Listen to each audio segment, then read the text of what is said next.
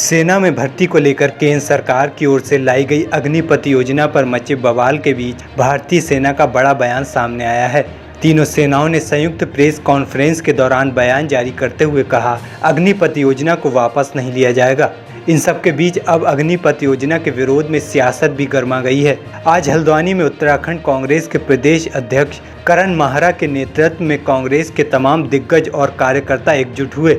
दोपहर में तिकोनिया स्थित पंत पार्क में धरना प्रदर्शन के बाद शाम को कांग्रेस कार्यकर्ताओं ने पार्टी के वरिष्ठ पदाधिकारियों के साथ बुद्ध पार्क से नैनीताल कोऑपरेटिव बैंक तक कैंडल मार्च निकाला और अग्निपथ योजना को वापस लेने की मांग की।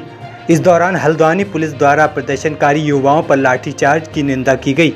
कैंडल मार्च में कांग्रेस कार्यकर्ताओं के साथ साथ सेना भर्ती की तैयारी कर रहे युवा भी शामिल हुए। युवाओं ने प्रतीकात्मक तौर पर बीच सड़क पर डिप्स लगाकर विरोध दर्ज कराया। उग्र प्रदर्शन की आशंका में जिले भर से पुलिस फोर्स सुबह से ही शहर में मौजूद रहा। इस दौरान कांग्रेस प्रदेश अध्यक्ष करण माहरा ने कहा, पुलिस ने युवाओं के खिलाफ मुकदमे दर्ज किए हैं। उन्होंने कहा, हल्द्वानी बार एसोसिएशन ने युवाओं के मुकदमे निःशुल्क लड़ने का ऐलान किया है। ये काबिले तारीफ है। नेता प्रतिपक्ष यशपाल आर्य ने कहा, मोदी सरकार अग्निपथ के नाम पर देश के युवाओं को छलने का काम कर रही है।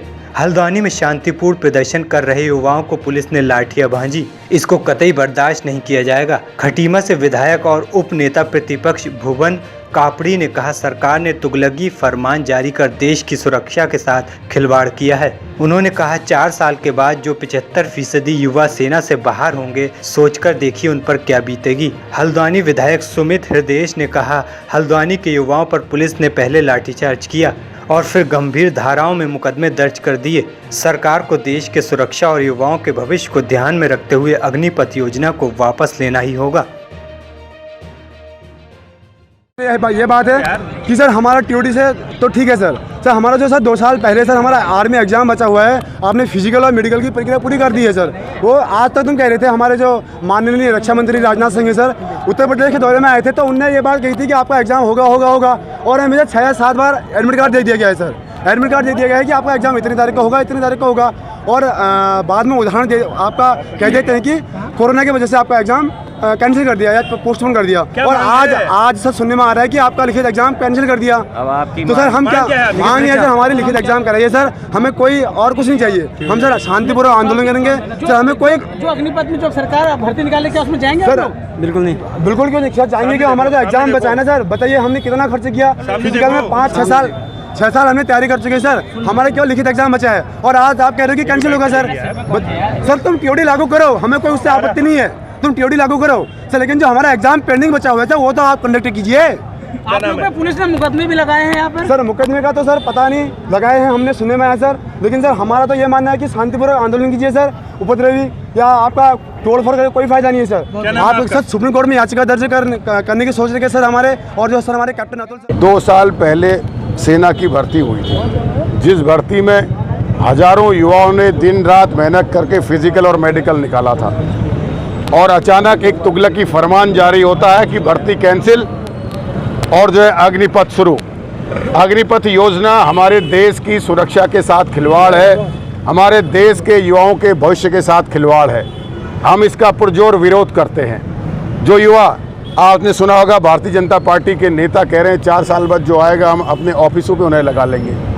आप सोचिए, जो युवा 4 साल बाद 75% जो युवा बाहर निकाला जाएगा आर्मी से, उसके मन में क्या भाव आएगा? वो ये सोच कर आएगा कि जो 4 साल की मेहनत थी वो अपने आप को साबित नहीं कर पाया, इसलिए उसे बाहर कर दिया गया। जो ये पैकेज दिखा रहे हैं, उन्हीं युवाओं का पीएफ काट कर 4 साल इकट्ठा कर उन्हें देने का काम कर रहे हैं और उसे मीडिया के माध्यम से दुष्प्रचार कर रहे हैं कि हम इतना पैसा दे रहे हैं। पहले साल में 9,000, दूसरे साल में 9,900, तीसरे साल में 10,990, चौथे साल में 12,000 रुपये का पीएफ काट कर उसे इकट्ठा करेंगे तो 10 लाख से ज़्यादा होगा और वही पैसा जो है उनको वापस करेंगे। मेरी ये मांग है कि इस अग्निपथ योजना को तुरंत वापस किया जाना चाहिए, जिससे हमारे देश की सुरक्षा जो है, सुरक्षा पे कोई खतरा ना आए, हमारे देश के युवाओं के भविष्य में कोई खतरा ना आए। ये बार लगातार भारतीय जनता पार्टी की जो नीति रीति है उसके खिलाफ जन आंदोलन एक संकेत बन चुका है कि ये जो निर्णय लेते हैं ये केवल अपने मन की बात करते हैं। जनता के हृदय का दर्द इनके बिल्कुल ना कानों में जाता है, ना इनको आंखों से दिखता है। तो इससे केवल धार्मिक उन्माद फैलाकर राज कर रहे हैं। कोई इनकी नीति रीति ऐसी नहीं है। अर्थशास्त्री को जीएसटी समझ में नहीं आया, अल्पसंख्यक समुदाय वालों को सीएनआरसी समझ में नहीं आया, और क्या कहते हैं अर्थशास्त्री को नोटबंदी समझ में नहीं आई, अब आर्मी वालों को अग्निपथ समझ में नहीं आ रहा। इनकी समझ में लेकिन सब कुछ आ चुका है। ये साफ संकेत है कि दिशाहीन इनकी रीति और नीति, और इन बच्चों का भविष्य हम खराब नहीं होने देंगे। ये जो मुकदमे दर्ज हुए हैं, सबसे बड़ा मैं यहाँ पे कहना चाहता हूँ, सारा पुलिस प्रशासन मौजूद है, और मैं धन्यवाद देता हूँ बार एसोसिएशन हल्द्वानी का, गोविंद सिंह बिष्ट जी का, एडवोकेट का विशेष, जिन्होंने निःशुल्क लड़ने का फैसला लिया है। और जो गंभीर धाराएं लगाई हैं वो तो वापस होके रहेंगी। इसके लिए हम पूरा दिन रात मेहनत करेंगे।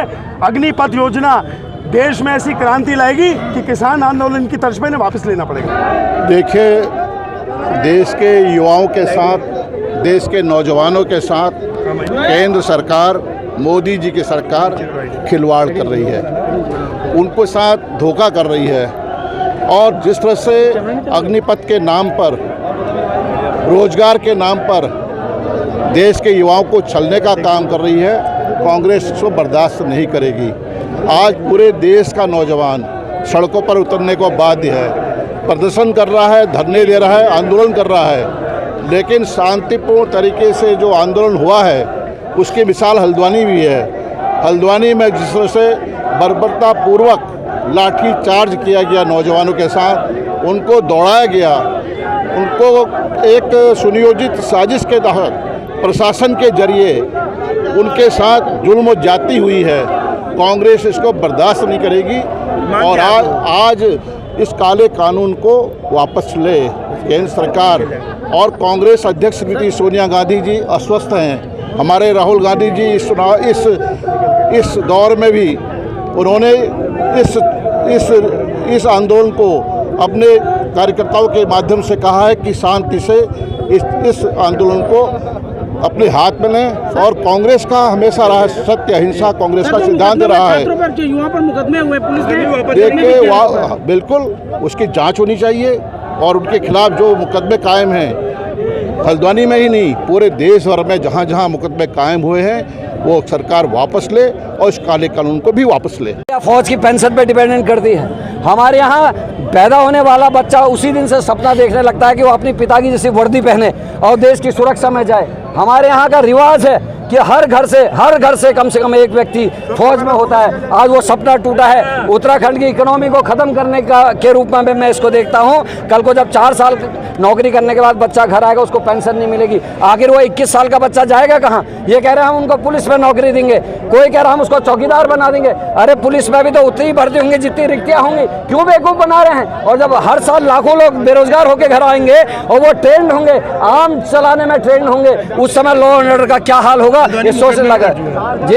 हल्द्वानी में 400 नौजवान पर मुकदमे दर्ज, जो 4 साल से मेहनत कर रहे हैं, कसरत कर रहे हैं, दौड़ लगा रहे हैं और चाह रहे हैं कि वो देश की सेवा के लिए भर्ती हों। आज उनके उस पर वज्रपात हुआ है। आज उनकी सारी तैयारी धरी की धरी रह गई। कई बच्चे ऐसे हैं जिन्होंने फिजिकल निकाल लिया, जिनके मेडिकल टेस्ट हो गए, केवल रिटर्न टेस्ट के रिजल्ट आने रह गए थे। आज उनको भी लगता है कि उनके जो सपने हैं उनको तोड़ा गया है। और जो पुलिस ने मुकदमे दर्ज किए हैं उसके विरोध में आज बार एसोसिएशन ने यह फैसला दिया है कि उनके सारे मुकदमों को निःशुल्क बार एसोसिएशन हल्द्वानी लड़ेगी। मैं उनको धन्यवाद और बधाई देना चाहता हूं। पूरे देश के वकीलों ने ऐसे ही साथ देना चाहिए। और आप पत्रकार साथियों से भी कहना चाहता हूं, जैसे उत्तराखंड आंदोलन में आपकी भूमिका सशक्त रही थी, उसी तरीके से राष्ट्र की सुरक्षा जब खतरे में है, आप सबकी भूमिका वैसे ही बहुत अच्छी रहेगी।